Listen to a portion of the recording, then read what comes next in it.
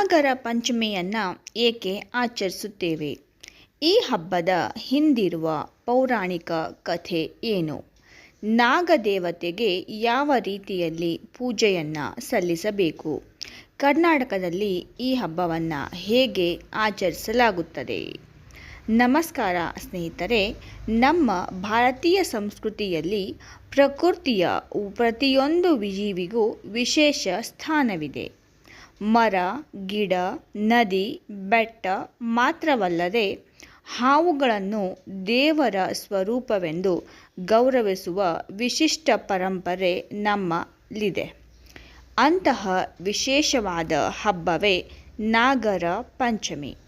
ಶ್ರಾವಣ ಮಾಸದ ಶುಕ್ಲ ಪಕ್ಷದ ಪಂಚಮಿಯಂದು ಆಚರಿಸಲಾಗುವ ಈ ಹಬ್ಬವು ನಾಗದೇವತೆಯ ಆರಾಧನೆಗೆ ಸಮರ್ಪಿತವಾಗಿದೆ.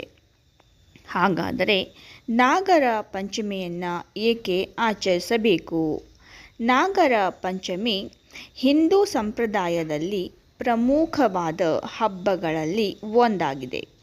ಹಾವುಗಳನ್ನು ಕೇವಲ ಜೀವಿಯಾಗಿ ನೋಡದೆ ನಾಗದೇವತೆಯ ರೂಪದಲ್ಲಿ ಪೂಜಿಸುವ ಸಂಪ್ರದಾಯ ಬಹಳ ಹಿಂದಿನಿಂದಲೂ ಇದೆ. ನಮ್ಮ ಪುರಾಣಗಳಲ್ಲಿ ಆದಿಶೇಷ, ವಾಸುಕಿ, ತಕ್ಷಕ, ಕರ್ಕೋಟಕ ಮುಂತಾದ ನಾಗಗಳ ಉಲ್ಲೇಖಗಳು ಕಂಡುಬರುತ್ತವೆ. ಭಗವಾನ್ ವಿಷ್ಣುವಿನ ಶೇಷಶಯ್ಯೆಯಾಗಿ ಆದಿಶೇಷನನ್ನು ಶಿವನ ಕಂಠಾಭರಣವಾಗಿ ನಾಗನನ್ನು ಚಿತ್ರಿಸಲಾಗುತ್ತದೆ. ಆದ್ದರಿಂದ ನಾಗರ ಆರಾಧನೆಗೆ ಭಾರತೀಯ ಸಂಸ್ಕೃತಿಯಲ್ಲಿ ವಿಶೇಷ ಸ್ಥಾನ ದೊರೆತಿದೆ. ವಿಶೇಷವಾಗಿ ಮಳೆಗಾಲದಲ್ಲಿ ಹಾವುಗಳು ತಮ್ಮ ವಾಸಸ್ಥಳದಿಂದ ಹೊರಬರುವ ಸಾಧ್ಯತೆ ಹೆಚ್ಚಾಗಿರುತ್ತದೆ. ಈ ಸಮಯದಲ್ಲಿ ಅವುಗಳಿಗೆ ಹಾನಿ ಮಾಡದೆ ಗೌರವದಿಂದ ನಡೆದುಕೊಳ್ಳಬೇಕು ಎಂಬ ಪ್ರಕೃತಿ ಸ್ನೇಹಿ ಸಂದೇಶವು ಈ ಹಬ್ಬದೊಂದಿಗೆ ಸಂಬಂಧಿಸಿದೆ. ನಾಗರ ಪಂಚಮಿಗೆ ಸಂಬಂಧಿಸಿದಂತೆ ಹಲವು ಪೌರಾಣಿಕ ಕಥೆಗಳು ಪ್ರಚಲಿತದಲ್ಲಿವೆ. ಅವುಗಳಲ್ಲಿ ಜನಮೇಜಯನ ಸರ್ಪಯಾಗದ ಕಥೆ ಬಹಳ ಪ್ರಸಿದ್ಧವಾಗಿದೆ. ರಾಜ ಪರೀಕ್ಷಿತನ ಮರಣಕ್ಕೆ ತಕ್ಷಕ ನಾಗ ಕಾರಣನಾದನು ಎಂಬ ಕಥೆಯ ನಂತರ ಪರೀಕ್ಷಿತನ ಮಗನಾದ ಜನಮೇಜಯನು ನಾಗಗಳ ಮೇಲೆ ಕೋಪಗೊಂಡನು. ನಾಗವಂಶವನ್ನು ನಾಶಪಡಿಸುವ ಉದ್ದೇಶದಿಂದ ಅವನು ಒಂದು ಮಹಾಸರ್ಪಯಾಗವನ್ನು ಪ್ರಾರಂಭಿಸಿದನು. ಯಜ್ಞದ ಶಕ್ತಿಯಿಂದ ಅನೇಕ ನಾಗಗಳು ಅಗ್ನಿಗೆ ಬೀಳತೊಡಗಿದವು. ಆಗ ನಾಗವಂಶವನ್ನು ರಕ್ಷಿಸಲು ಆಸ್ತಿಕ ಮಹರ್ಷಿ ಮುಂದೆ ಬಂದರು. ತಮ್ಮ ಜ್ಞಾನ ಮತ್ತು ಮಾತಿನ ಮೂಲಕ ಜನಮೇಜಯನನ್ನು ಸಮಾಧಾನಪಡಿಸಿ ಸರ್ಪಯಾಗವನ್ನು ನಿಲ್ಲಿಸುವಂತೆ ಮಾಡಿದರು.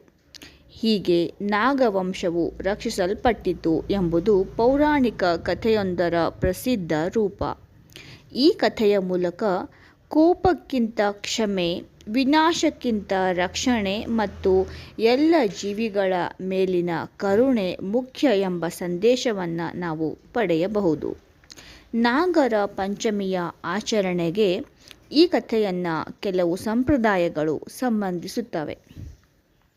ನಮ್ಮ ಪುರಾಣಗಳಲ್ಲಿ ನಾಗಗಳು ಶಿವನೊಂದಿಗೆ ಕೂಡ ಆಳವಾದ ಸಂಬಂಧ ಹೊಂದಿವೆ. ಭಗವಾನ್ ಶಿವನ ಕಂಠದಲ್ಲಿ ನಾಗನನ್ನು ಕಾಣಬಹುದು. ಇದು ನಾಗದೇವತೆಯ ಪಾವಿತ್ರ್ಯವನ್ನು ಸೂಚಿಸುವ ಸಂಕೇತವನ್ನು ಭಕ್ತರು ನಂಬುತ್ತಾರೆ. ಅದೇ ರೀತಿ ಭಗವಾನ್ ವಿಷ್ಣುವಿನೊಂದಿಗೆ ಆದಿಶೇಷನಿಗೂ ವಿಶೇಷ ಸಂಬಂಧವಿದೆ. ಹೀಗಾಗಿ ನಾಗರ ಪಂಚಮಿಯಂದು ನಾಗದೇವತೆಯನ್ನು ಪೂಜಿಸುವುದು ಎಂದರೆ ಪ್ರಕೃತಿಯ ಜೀವಿಗಳನ್ನು ಗೌರವಿಸುವ ನಮ್ಮ ಸಂಸ್ಕೃತಿಯ ಒಂದು ಭಾಗವಾಗಿದೆ. ನಾಗರ ಪಂಚಮಿಯಂದು ಬೆಳಗ್ಗೆ ಬೇಗ ಎದ್ದು ಮತ್ತು ಪೂಜಾ ಸ್ಥಳವನ್ನು ಮನೆಯನ್ನು ಸ್ವಚ್ಛಗೊಳಿಸಿ ಭಕ್ತಿಯಿಂದ ಪೂಜೆ ಮಾಡಬೇಕು. ಕೆಲವು ಮನೆಗಳಲ್ಲಿ ನಾಗದೇವತೆಯ ಚಿತ್ರ ಅಥವಾ ಮಣ್ಣಿನ ನಾಗಮೂರ್ತಿಯನ್ನು ಇಟ್ಟು ಪೂಜಿಸಲಾಗುತ್ತದೆ. ಅರಿಶಿಣ, ಕುಂಕುಮ, ಹೂವು, ಹಾಲು, ಹಣ್ಣು ಮತ್ತು ವಿವಿಧ ನೈವೇದ್ಯಗಳನ್ನು ಸಮರ್ಪಿಸುವ ಸಂಪ್ರದಾಯವಿದೆ. ಕರ್ನಾಟಕದ ಕೆಲವು ಭಾಗಗಳಲ್ಲಿ ನಾಗರಕಟ್ಟೆ, ನಾಗಬನ ಮತ್ತು ನಾಗ ದೇವತೆಯ ದೇವಾಲಯಗಳಿಗೆ ತೆರಳಿ ಅನೇಕ ವಿಶೇಷ ಪೂಜೆಗಳನ್ನು ಸಲ್ಲಿಸಲಾಗುತ್ತದೆ. ಮಹಿಳೆಯರು ಮತ್ತು ಮಕ್ಕಳು ಭಕ್ತಿಯಿಂದ ನಾಗದೇವತೆಯನ್ನು ಆರಾಧಿಸಿ ಕುಟುಂಬದ ಸುಖ, ಶಾಂತಿ ಮತ್ತು ಸಮೃದ್ಧಿಗಾಗಿ ಪ್ರಾರ್ಥಿಸುತ್ತಾರೆ. ಪ್ರದೇಶ ಮತ್ತು ಕುಟುಂಬದ ಸಂಪ್ರದಾಯಕ್ಕೆ ಅನುಗುಣವಾಗಿ ಪೂಜಾ ವಿಧಾನಗಳಲ್ಲಿ ವ್ಯತ್ಯಾಸಗಳಿರಬಹುದು. ಕರ್ನಾಟಕದಲ್ಲಿ ನಾಗರ ಪಂಚಮಿಗೆ ವಿಶೇಷ ಸ್ಥಾನವಿದೆ. ಹಳ್ಳಿಗಳಲ್ಲಿ ನಾಗರಕಟ್ಟೆ, ನಾಗಬನ ಮತ್ತು ನಾಗ ದೇವಾಲಯಗಳಲ್ಲಿ ವಿಶೇಷ ಪೂಜೆ ನಡೆಯುತ್ತದೆ.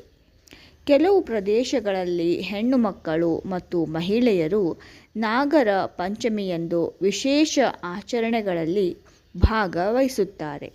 ಸಿಹಿ ತಿಂಡಿಗಳು ಮತ್ತು ಸಾಂಪ್ರದಾಯಿಕ ತಿನಿಸುಗಳನ್ನು ತಯಾರಿಸಿ ನೈವೇದ್ಯವಾಗಿ ಅರ್ಪಿಸುವ ಪದ್ಧತಿಯು ಹಲವೆಡೆ ಕಂಡುಬರುತ್ತದೆ. ವಿಶೇಷವಾಗಿ ಈ ಹಬ್ಬವನ್ನು ಹೆಣ್ಣು ಮಕ್ಕಳ ಹಬ್ಬ ಎಂದು ಕರೆಯಲ್ಪಡುತ್ತದೆ. ಮದುವೆಯಾದ ಹೆಣ್ಣು ಮಕ್ಕಳು ತಮ್ಮ ತಮ್ಮ ತವರು ಮನೆಗಳಿಗೆ ತೆರಳಿ ನಾಗಪ್ಪನಿಗೆ ಹಾಲನ್ನು ಎರೆಯುವುದು ನಮ್ಮ ಉತ್ತರ ಕರ್ನಾಟಕದ ಭಾಗದಲ್ಲಿ ತುಂಬ ನಾವು ಕಾಣಬಹುದು.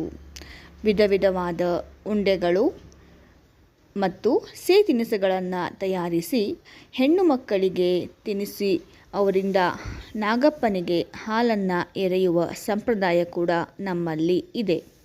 ಈ ಹಬ್ಬವು ಕುಟುಂಬದವರು ಒಟ್ಟಾಗಿ ಸೇರಿ ಸಂಪ್ರದಾಯವನ್ನು ಆಚರಿಸುವ ಸುಂದರ ಸಂದರ್ಭವೂ ಆಗಿದೆ.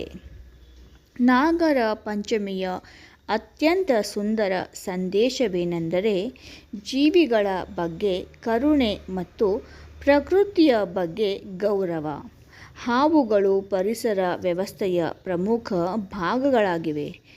ಇವು ಇಲಿಗಳಂತಹ ಕೆಲವು ಜೀವಿಗಳ ಸಂಖ್ಯೆಯನ್ನು ನಿಯಂತ್ರಿಸುವಲ್ಲಿ ಪಾತ್ರ ವಹಿಸುತ್ತವೆ. ಆದ್ದರಿಂದ ಹಾವು ಕಂಡಾಗ ಭಯದಿಂದ ಅವುಗಳನ್ನು ಕೊಲ್ಲುವ ಬದಲು ಸುರಕ್ಷಿತವಾಗಿ ದೂರವಿದ್ದು ಅಗತ್ಯವಿದ್ದರೆ ತರಬೇತಿ ಪಡೆದ ಸ್ಥಳೀಯ ರಕ್ಷಣಾ ತಂಡದ ಸಹಾಯ ಪಡೆಯುವುದು ಉತ್ತಮ. ಹಬ್ಬವನ್ನು ಆಚರಿಸುವಾಗ ಪ್ರಾಣಿಗಳಿಗೆ ಹಾನಿಯಾಗದ ರೀತಿಯಲ್ಲಿ ಆಚರಿಸುವುದು ನಮ್ಮೆಲ್ಲರ ಜವಾಬ್ದಾರಿಯಾಗಿದೆ. ಹೀಗೆ ನಾಗರ ಪಂಚಮಿ ಕೇವಲ ಒಂದು ಧಾರ್ಮಿಕ ಹಬ್ಬವಲ್ಲ, ಇದು ನಮ್ಮ ಪರಂಪರೆ, ಪ್ರಕೃತಿ, ಪ್ರೀತಿ, ಜೀವಿಗಳ ಮೇಲಿನ ಕರುಣೆ ಮತ್ತು ಭಕ್ತಿಯ ಸಂಕೇತವಾಗಿದೆ. ನಾಗದೇವತೆಯ ಆರಾಧನೆಯ ಮೂಲಕ ಪ್ರಕೃತಿಯ ಪ್ರತಿಯೊಂದು ಜೀವಿಯೂ ಗೌರವ ನೀಡುವ ಸಂದೇಶವನ್ನು ನಾವು ಮುಂದಿನ ಪೀಳಿಗೆಗೆ ನೀಡೋಣ. ಈ ನಾಗರ ಪಂಚಮಿಯಂದು ಎಲ್ಲರ ಮನೆಗಳಲ್ಲಿ ಸುಖ, ಶಾಂತಿ, ಆರೋಗ್ಯ ಮತ್ತು ಸಮೃದ್ಧಿ ನೆಲೆಸಲಿ ಎಂದು ಪ್ರಾರ್ಥಿಸೋಣ. ನಿಮಗೆ ಮತ್ತು ನಿಮ್ಮ ಕುಟುಂಬದವರಿಗೆ ನಾಗರ ಪಂಚಮಿಯ ಹಾರ್ದಿಕ ಶುಭಾಶಯಗಳು. ಈ ಮಾಹಿತಿ ನಿಮಗೆ ಇಷ್ಟವಾದರೆ ವಿಡಿಯೋವನ್ನು ಲೈಕ್ ಮಾಡಿ, ನಿಮ್ಮ ಸ್ನೇಹಿತರು ಮತ್ತು ಕುಟುಂಬದವರೊಂದಿಗೆ ಶೇರ್ ಮಾಡಿ.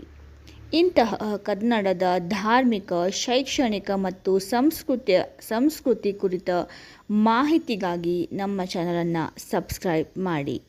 ನಮಸ್ಕಾರಗಳು.